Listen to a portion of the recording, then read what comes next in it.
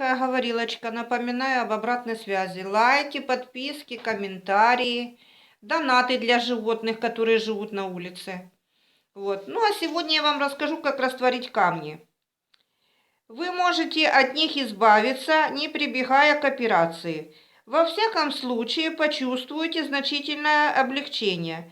Возьмите 2 килограмма куриных желудков. Удалите внутреннюю пленку.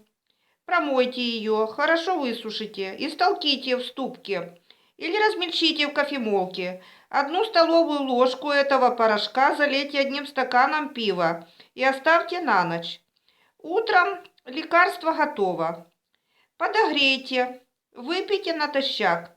После этого нужно лечь на диван, положив теплую грелку на область желчного пузыря и лежать около получаса.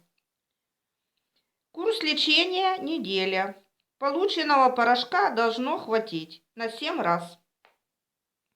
Но если камни очень крупные, через 10 дней процедуру повторить. После лечения обязательно сделайте УЗИ, чтобы узнать, насколько эффективным оно было, это лечение.